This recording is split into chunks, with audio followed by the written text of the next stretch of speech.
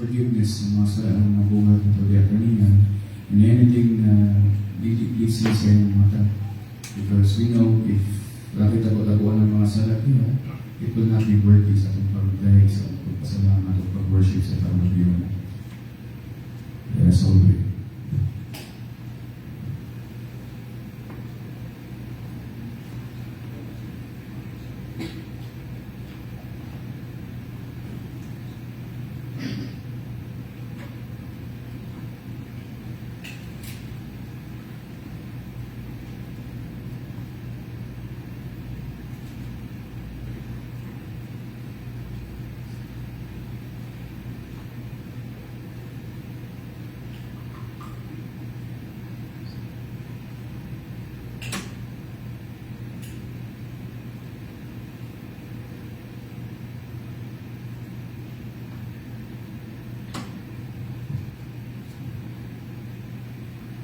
Heavenly Father, giving words, salamat kayo words, kapatid mo Diyos, may lahat ka na mo sa iyong proteksyon, may kami nagagahit na yung gawin mo, bisa pa man sa mga kawalan na Lord na kayo kami, kami nakasalamat mo Diyos, may ikaw mag-pagkay kanina.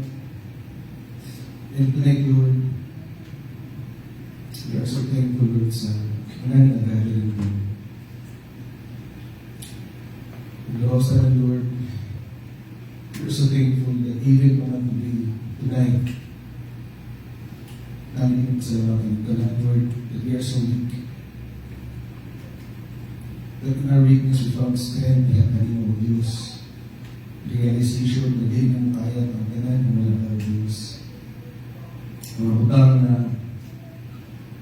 amin na kaya naman kami lang, Lord. And then, may mga pahitag o mga maabot ka na mo, kundi kami maka-remember, maka-learn, Lord, na bisag gani ang pag-step forward, di mo kaya patong, Lord, kung wala ka nag-provide ka namin. Salamat, Lord, sa puso sa mga tatlo. Ikaw, Lord, sa amang pagdayo sa mga prayer meeting, I pray, O God, na ikaw magaling Diyos, magkasing sa mga usa. I pray, O God, ikaw mag-humble, sa mga kasing-kasing, pagpiliin, mahimong mo manawag, ang among panag-awit, ang among pagpaminaw sa mga bulong ng Diyos, na walis sa ng nagababa ng Diyos. Araw ng kalipay sa mga prayer meeting tonight, Lord, pusaka is mga tulong sama sa mga kumot na insenso. I pray, O God, na hindi mahimong kawang. I pray, O God, na ikaw mahimong mo, ikaw malipay, ikaw, O Lord, magpasal. Salamat, Lord, sa kanunay, pagkahin ko sa matag-usap, maraming sa matag-usap, pag-preserve sa matag-usap, Lord, na kami nalit mo ma-feel will be always patungod sa imuhang adlaw-adlaw mag-usap na yung Lord, ma-remind me na ikaw faithful, di ikaw fail ka na. You are our strength, you are our everything. Dili ikaw ang isipis sa mga ginabuhi, dili ikaw mismo ang ginabuhi. That's why we are doing these things sa maninit, we are meeting Lord, para mahimaya ka doon, tapos na may mungalan, kami doon matatungin. We get to know more and more about you. Salamat Lord sa iyo. Sa iyo, alis na nga ang kalabasan ni Lord, we pray. Ikaw malipay sa mga prayer meeting. Let go of the Lord's will. In Jesus' mighty name, I pray. Amen. Amen. Karoon na ako ay pasudyo na ang microphone para sa itong pagkayantay sa Ginoo. Manindugan tayo. Lingkod ka sa kadali. Una na itong katawag is meaning the longer I serve Him. The longer I serve Him. Ginakanta na natin niyo, pero gusto na akong itong inamdam ng lyrics. Ay mo kaluag kay akong bali 5 minutes naman. So, ako na lang i-offset kanina ito ang na yung mga member of the community kung akong wali kay 5 minutes lang. Sila mo ito, 20 minutes lang akong wali. Sila mo ito, pagod yung isang oras. Okay, the longer I serve Him. Matod pa sa verse 1, kita ba? Okay, since I dead for the kingdom, since my life He controls, since I gave my heart to Jesus, the longer I serve Him, the sweeter He grows. Tingod niya sa inyong kinabuhi. Nagkadugay mo sa pagpangalaga sa Ginoo. Nagkaanan po siya ang katampis. Hindi siguro ang circumstances tampis, no? Hindi ka naman. Siguro most of the time bitter. Hindi sweet. For it's the Lord who is sweeter, no? Who is sweet. He is sweeter. Nagkadugay sa atuang Christian life. Because He will always be there for us, no good. Yeah, every test is another dimension of Christ. Another test, you will know Christ in another na way. That's why, kada nagkadugay, nagkadagan ang testings, nagkaanan po siya, ang atong appreciation sa iya, magkaanan po ka sweet. He is always sweet. No? He's not less sweet yesterday than He is today. It's our perception of Him mo yung nag-increase, no? Sa manang sa sanctification. Sanctification, nag-grow mabuta. Spiritually, nag-grow atong perspective mo atong pagtanaw sa Ginoo, nag-grow atong yung pagsabot at pag-appreciate sa iya. Okay. Then sa chorus, the longer I serve Him, the sweeter He grows. I hope na kini maka-attest din mga tinuod yun siya. And the more that I love Him, such love He bestows. Ang original wording sa niya is, the more that I love Him, more actually ang original word, more love He bestows. Pero, malisan ko na ito ang sound doctrine, kung we can more love He bestows. Kaya, pag love ka sa Ginoo, He loves you fully. He didn't love you less yesterday than He loves you now. And He will not love you more tomorrow than He loves you today. Ang iyang pag-love sa tuwa, same na pinagsugat pa sa unang tugkaroon. That's why, ikambyo na ko ang word na more. Ang more, ikambyo na ko word na such. Okay. So, hindi nag-increase ang love sa Ginoo. Ang atong experience, ang atong pag-appreciate ng love, ito ang nag-increase. Ang iyang love sa tuwa, always the same din as Him. Then each day is like heaven. Hindi mo karoon na yung heaven ang ato ang experience sa kinabuhi. Kaya nabi na po na awes pamilya is not heaven. Pero ang tumoy mabutan is heaven. My heart overflows. The longer I serve Him, the sweeter He grows. And then He explained us verse 2, na nung nakayon ang author na the longer we serve the Lord, the more na we perceive na He is sweeter. Because every need He supplies. When was the time na nagkulang siya? When was the time that faith siya sa pag-supply? Katong abi na ito, nagkulang siya. Actually, wala ito siya nagkulang. Hindi lang ta kontento. No. Abi lang na ito nga kulang pa, pero enough for the day. Remember mo sa Lord's Prayer? Give us this day, our what? Daily bread. Bread that is good enough for today. Hindi sinabi, give us this day our bakery. As in na, tibuon sa Ginoo. No. Daily bread. Hindi bakery ang yan. Pero gusto na ito bakery. Ino ang Pacquiao ang itong apelid, no? Pero gusto na ito Pacquiao. Daily, alam kay we walk by faith na gusto na sige nung mag-walk na by faith, mag-trust kasi every day. That's why, daily bread. Katong sa Lord's Supper na, give us this day our daily bread. Ang context na katong sa Exodus, katong anak, na ginahatag sa Ginoo every day, nag-iingat sila na kuha lang what is good for the day. Kaya, inyo kayong haputon kay nag-goal mo kasi one day man tomorrow, makalas, masaya na kay palpos na. And every day my way gets brighter. Nga naman, mag-increase ang pala itong knowledge. Sa Ginoo, ang inuman at transform. So the longer I serve Him, the sweeter He grows. Okay, so ato ni kataon, napatay ng tao ng isa. I don't know kung familiar mo, and the title is Did You Ever Talk to God? Pero that will be after I nakanta. Sige, so, pakiplay daw ang instrumental, please.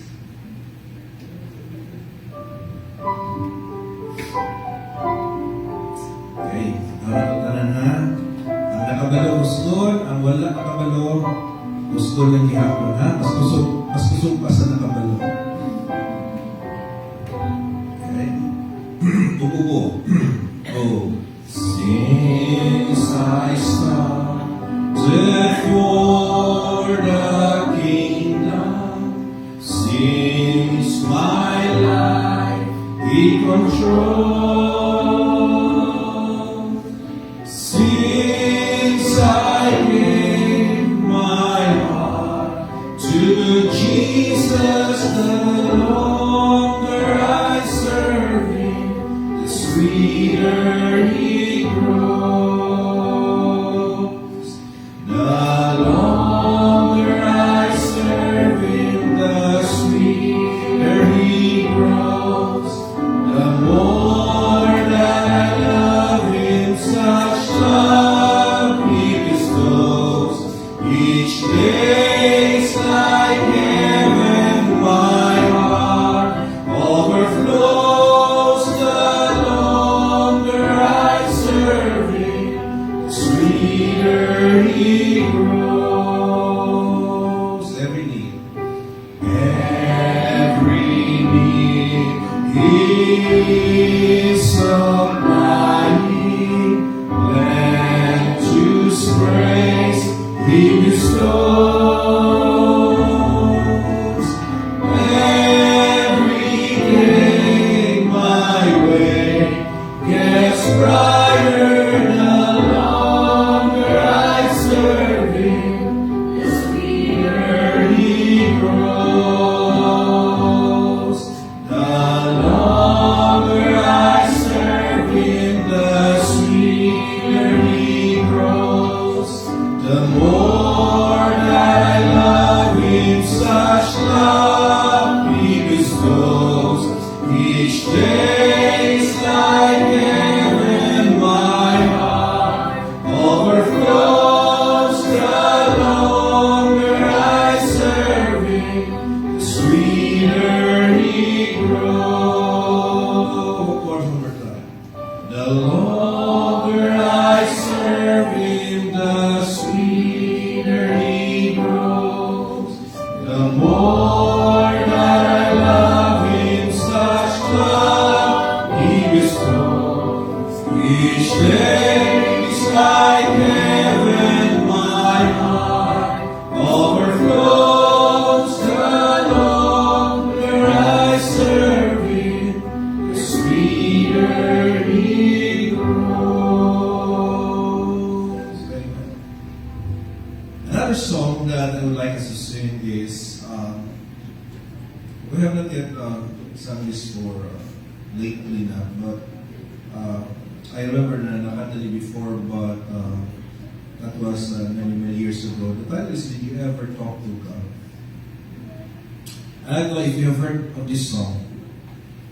And kung wala, then we can sing that today. And we yung tanawin ang first stanza. So it begins with a question, did you ever talk to God about? Tell Him that you need a friend to love. Pray in Jesus' name. Believing that God answers prayer. At another title of this song is God Answers Prayer. So gusto na ba mutatak na sa mind, God answers prayer, God answers prayer. He truly answers prayers. Kaya lang sometimes hindi ka gusto sa answer. Okay, tuloran mo na. Tuloran yun na, yes. Kaya na, yes man. Pero tagalan sa no. No? Yeah. Di po tagalan sa wait. Tulo lang doon na yes, no, or wait. Ano wait? Wala pa sa na never. It simply means not yet. So yes, no, not yet, or wait. So the answer is not on prayer. Ang problema lang, sometimes ita gusto sa iyang answer. Pero gusto na ko nga Kana ganing, pag-trust mo sa Ginoo, trust na sa Ginoo. Kaya kung sa kanya answer, tapos siya na is for our good. It's for our good, is for the best of us. Diba, Romans 8:28, for we know that all things work together for good. To those who love God, to those who are the called according to His purpose. So, pag may nga Ginoo, never, no gear, trust Him. Trust Him. Kaya naa siya'y nakita na di mo makita. Okay? And so, He sees the whole picture. So, trust na kita sa Ginoo. And then, sa second stanza, have you told Him all your cares and your woes? Every tiny little fear He knows. You can know He always hear, and He will answer prayer. So this is 1 John chapter 5. He will answer you with a yes, if it is according to His will. Okay? Prayer is not about convincing God to give you what you want. No. Prayer is all about asking God what is His will, and then we follow His will. Ano na siya? Baliktad man good. No? Para nga, isa mo sa lang doktrina mo, nagasulpot-sulpot ka ron, kaya mga I declare. I claim, kay mama na ilang concepts of prayer, it is you convincing God to what? To follow your desire or will. Pero sa Bible, knowing that God is sovereign, it is actually, prayer is actually asking God what is His will, and then once He reveals His will, we follow His will. And then, sa chorus, you can whisper in a crowd to Him. You can cry when you're alone to Him. So what this means is, you can pray to God anytime, anywhere. You don't have to pray out loud to Him, kaya pwede man hindi mo siya i-pray sa hilo. Kasi He knows your thoughts anyway. Then sa second chorus, on a lofty mountain peak, He's there. Kanina tayo mag-pray sa ibabaw sa mountain na. In a meadow by a stream, He's there. Kanina po nag-pray ng dropping sa stream. Anywhere on earth you go, you can pray. Because He's been there from the start. Then ang third stanza is, find the answer in His Word, it's true. Isa sa mga ways na makaambot na according to His will is to know His Word. Okay. Kung sa mga ang ihatag sa Ginoo sa imuha, dili pila niya, ang iyang ihatag sa imuha, dili pila mo go against His Word. He cannot contradict His words. So if you want to know God's will, you have to know His Word. Dito na lifetime partner, naghatag ng Ginoo guideline. Dapat parehas mo faith, parehas mo pagtuo. Okay. Dito sa Corinthians, isa pa, kung naman pa ngayon sa Ginoo, check your motive. Kanang dili ka itong satisfy sa inyong lustful na mga desires. Dapat ka itong yung makatabang si mo grow spiritually, ito maka-honor, glorify sa Ginoo. You'll be strong because He walks with you. Mali ang sanctifying benefits of prayer. Magkano ka mag-grow ka spiritually, magkano ka strong spiritually, the more na ikaw nagpadayon sa habit of prayer. Kaya prayer is one of God's means of sanctifying us. Isa na sa mga tools sa Ginoo. By His faithfulness, He'll change you too. God answers prayer. Prayer, isa sa mga benefits of prayer, it has the power to change you. Kaya ganing, nag-pray ka sa Ginoo ng imong bana, o imong asawa, imong anak, o imong friend na difficult, baguhan sa Ginoo. Tingala ka, pila na lang ka years, so di siya nabago. Hindi ay ang gusto din sa Ginoo nga baguhan ikaw. And so it's very interesting. Kaya galing, sa mga young people, for example, sa mga seniors, na mabuta ang point na they settle down na they are of the right age. The question is not, kaya bang, Lord, tagay ko, ihatag sa mga the right man for me. Maybe siguro mo siguro as it's really, make yourself the right woman para sa lalaki na ihatag sa Ginoo sa inyo. Or that you pray that may I be that right man sa woman na giandam na sa Ginoo for me. And so, sige daw, let's try to sing this now.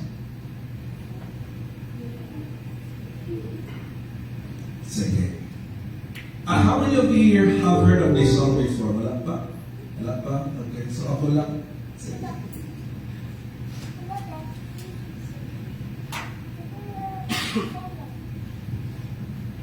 Okay, dahulat niyo sa Quran, sa tuto.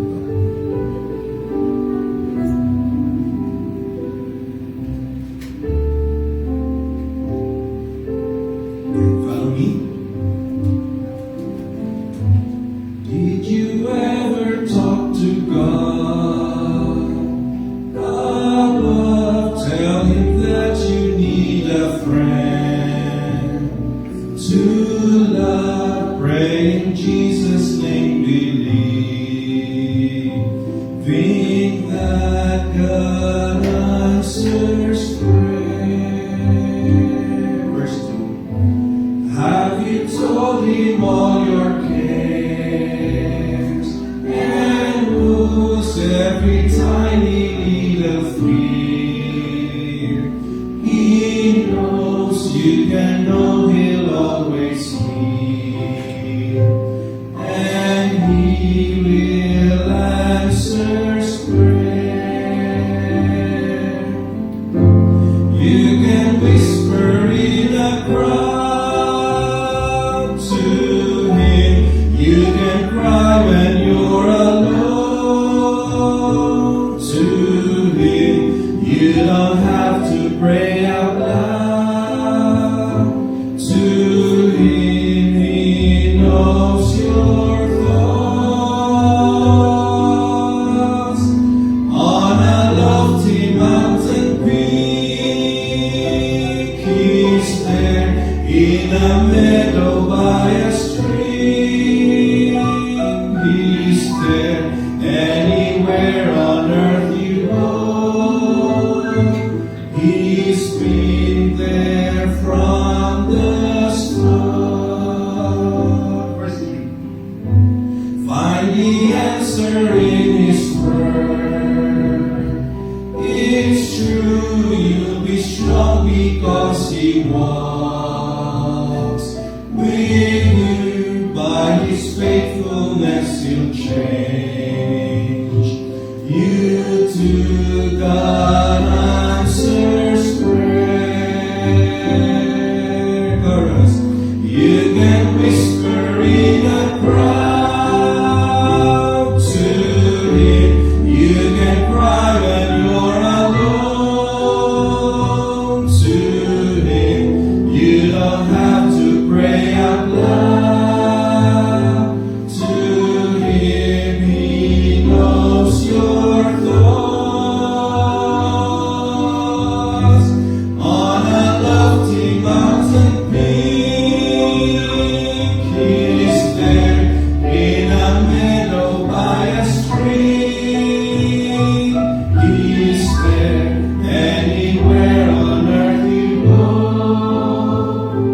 He's been there from the start. Sing, of course. You can whisper in the crowd. You can whisper in a crowd to Him.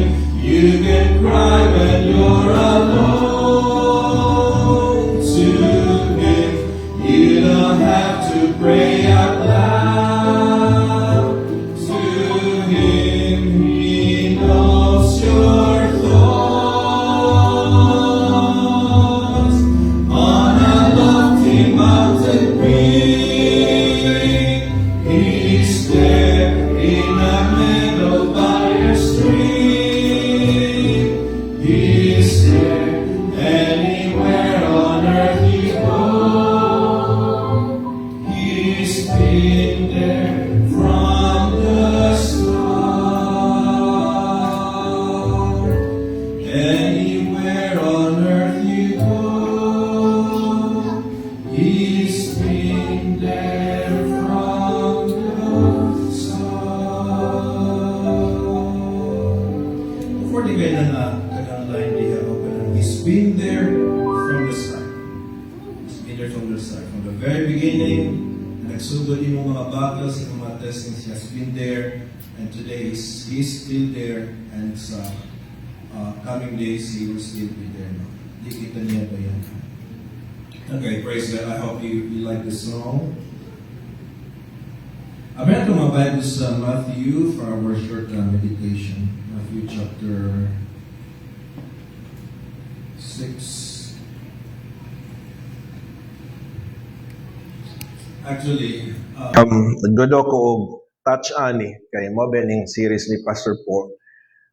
Pero ay lang magsaba sa iya nga mao ni ako ang kanang akong i-share. Just want to give you dili na ko ni detalye, just want to give you ang katog yung ang main gyud ang general overview sa gyud ang pinaka main gyud nga idea aning mo ni gitawag nato the Lord's Prayer. Okay? Okay lang to. So to. Okay na. Okay, sige. Verse 9, Matthew chapter 6, verse 9. Can we read this together until the last verse of this prayer, verse 13? Tubag-tubag ta, no? I read verse 9, you will read verse 10, and sa verse 13, all of us will read. After this manner, therefore, pray ye, Our Father which art in heaven, hallowed be thy name. Give us this day our daily bread. Lead us not altogether. And lead us not into temptation, but deliver us from evil. For thine is the kingdom and the power and the glory forever. Amen. Okay. Sa mga nakaagi na atong 6 P's gani. Unsagay ang first P sa punong ka P's, unsagay ang first P sa gospel. Purpose, unsagay atong purpose gani sa kinabuhi. To fear God and keep His commandments based sa what verse? Very good. Ecclesiastes chapter 12 verse 13. Okay. If I can quote that by memory, it goes this way, let us hear the conclusion of the whole matter. Fear God and keep His commandments. Now, how do you know this is the verse that will support the idea ng mo ang meaning and purpose of life? Because of the last part. For this is the whole duty of man. Now, ang Lord's Prayer actually naga-support, naga-reflect nga truth nga ang purpose sa kinabuhi is to fear God, meaning to honor God and keep His commandments. In fact, mo na ang makita nato sa verse 9. No? After sa adoration, which says, Our Father which art in heaven, the first prayer is, hallowed be thy name, meaning may your name be honored. May your name be honored. And then the second petition is, may God's kingdom come, may His will be done on earth as it is in heaven. So, the prayer, kining sample prayer, begins with the very purpose nga nung natadris kalibutan. And that is to hallow God's name, meaning it is to honor God's name. How do you honor God? By keeping His commandments. That's why fear God and keep His commandments. They go together. How do you show that you fear? Fear means honor, respect, exalt. That's what it means by fear. Fear doesn't mean kailang horrified or scared. Fear here means to honor, to respect, to exalt God, to magnify God. How do you fear God? How do you show it? By keeping His commandments. That's why fear God and keep His commandments. Fearing God is the characters, the attitude. Keeping His commandment is the actions, the works, the manifestation of that attitude in your heart, which is a heart that fears God. In fact, the reason nga nung di ta nag-obey sa commands sa Ginoo is because we don't have that fear of God in our hearts. Madad pa sa Romans chapter 3.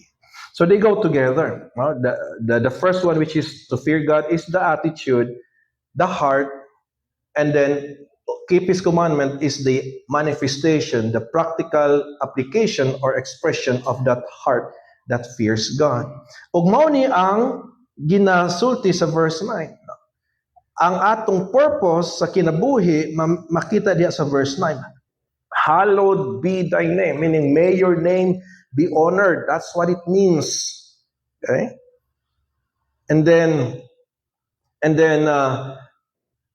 And how do we honor God's name? By allowing His kingdom, allowing His will to be done here on earth as it is being done in heaven. Okay, now, tanang mga parts of prayer will always go back dito sa verse 9. Okay, we'll always go back to the main idea of this prayer, which is that ang name sa Ginoo ma-honor. And so we ask the question now, kung sa connection sa verse 11, sa idea nga, hallowed be your name. Kay mo man na ang purpose sa kinabuhi, that His name be hallowed, meaning that His name be honored. No? Going back sa Ecclesiastes chapter 12, which is to fear God and keep His commandments. Kung sa connection sa verse 11, give us this day our daily bread. Is that a separate na po nga idea? Though it's still part of the Lord's Prayer, but is this giving us this day our daily bread a separate idea, separate from the first part, which is that His name be hallowed? No. It is a connection. Kining give us this day our daily bread is a connection sa prayer nga may His name be honored or hallowed. And what is the connection? The connection is this. So ang ginasulti ni Jesus, kung gusto pa sa Ginoo nga i-honor nato yung name, He will give us our daily bread. That's what it means. Lord, if you still want me to glorify you, you will provide me my daily bread. So kung gusto, if gusto sa Ginoo nga ihalo pa nato yung name, i-glorify pa nato yung name, i-honor pa nato yung name, He will provide the material means for us to be able to do exactly the very purpose nga nung gihimo ta sa Ginoo. Okay? This is not a separate request sa first part of the prayer, which is that His name be honored. Okay? So kung will pa sa Ginoo nga i-honor nimo yung name tomorrow, buhion kaniya tomorrow. He will feed you. He will supply all your needs. Kay dili pwede nga sugon ta sa Ginoo to do something niya di ta niya tagaan sa necessary nga mapamaagi aron nato nang matuman. Mura ba og kay gusto man sa Ginoo nga maluwas ta, He will give us faith. Kay kailangan man dawaton ng kaluwasan, dawaton pilagis pagtuo kang Jesus Christ ug sa pagrepent sa atong mga sins. So kung gusto sa Ginoo maluwas ta, unya kung ang paagi sa kaluwasan is to repent of our sins and believe in Christ, then He will give us repentance. He will give us faith. Kay we are not born with faith and repentance already in our hearts. Tungod man sa atuang old nature. So kini diay material needs nato dapat connected ni sa atuang desire nga i-honor ang Ginoo. It all goes back to our purpose. Anong ipakatao matas Ginoo? Anong pukaw pa man ta niya ugma? Anong makamata pa man ta ugma? It's not for ourselves because ang life is not about us. No, life is all about Him. Amazing. So gusto sa Ginoo ihalo nato yung name, but He will be responsible. He will make sure that we can do that by giving us our daily. Anong daily? Okay? Of course, para mag-live by faith, to trust Him every day. Anong daily? Anong daily? Another reason is this, because what takabulok, karon sa takuha ang Ginoo. Karon sa lang takutob niya gusto nga mag-glorify nato yung name. We don't know. Muna ang lesson diri is this, samtang ginapamata pa ta niya ugma, ginapukaw pa ta niya. Let us make use of what time we have left to hallow His name.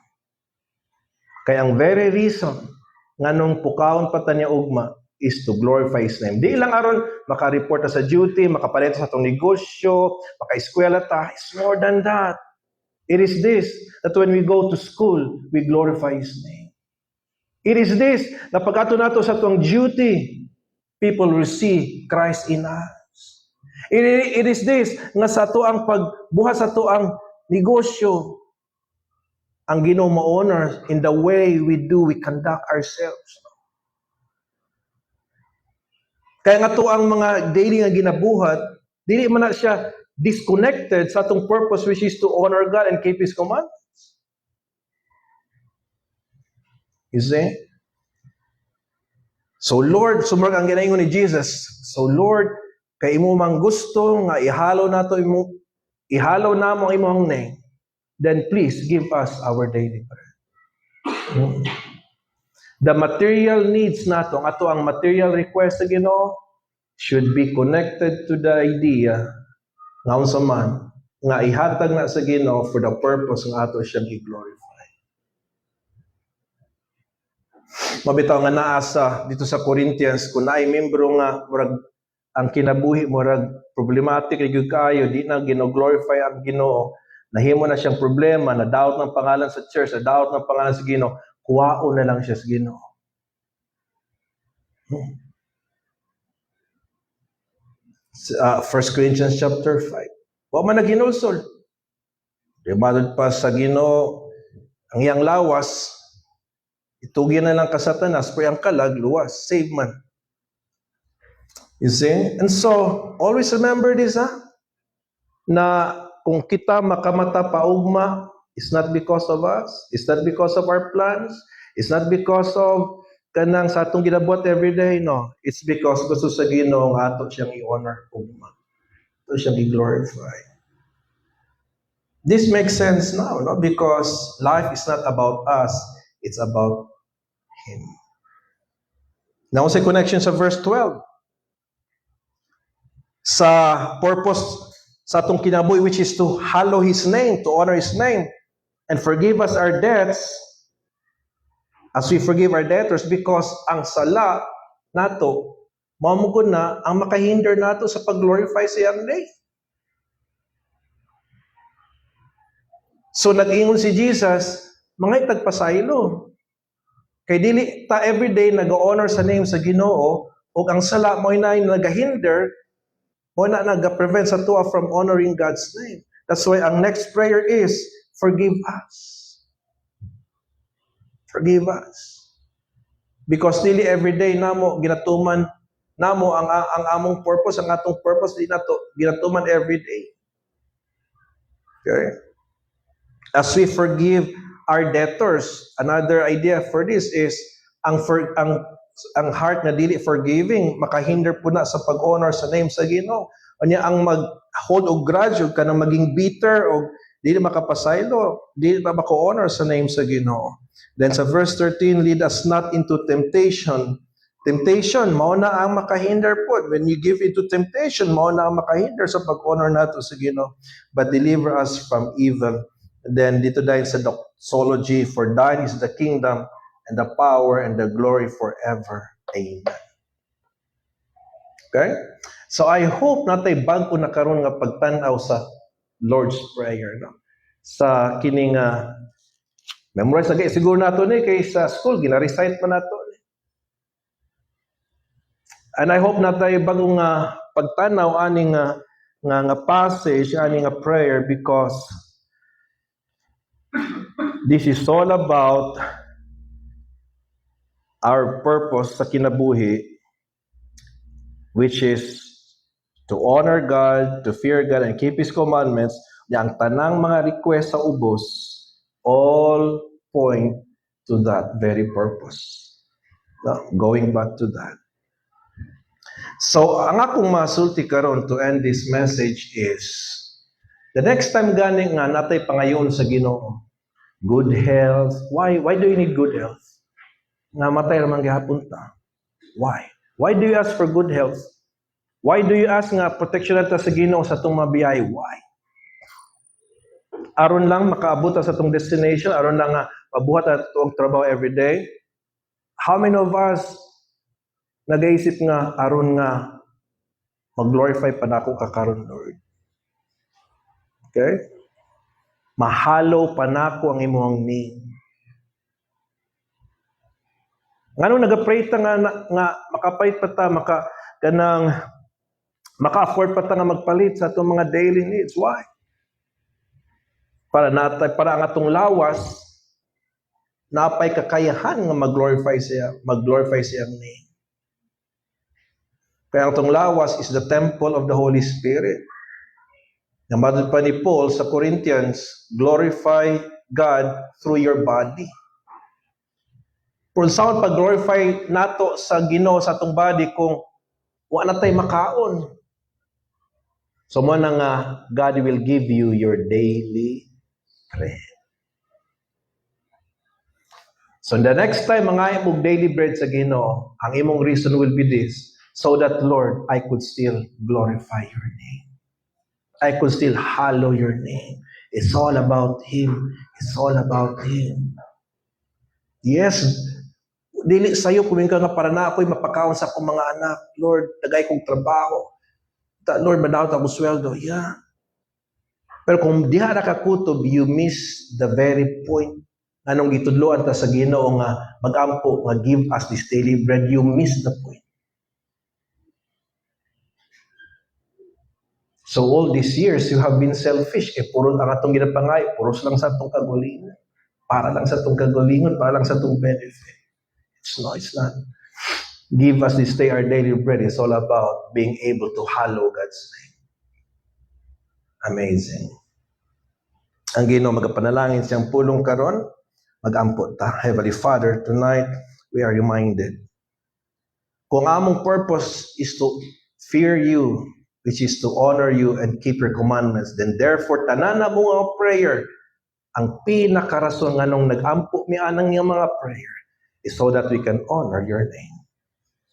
Kaya mo man ang purpose sa among kinabuhi. Therefore, ang purpose sa among mga pag-ampo is aron ma-fulfill namo ang purpose nganong imo ming gihimo, nganong imo pa ming pukawon ugma, imo pa ming paabto next week. That's why, Lord, please give us this day our daily bread so that we can fulfill the very purpose nganong imo ming gihimo. It's not about us, DI. Yes, we take care of our family.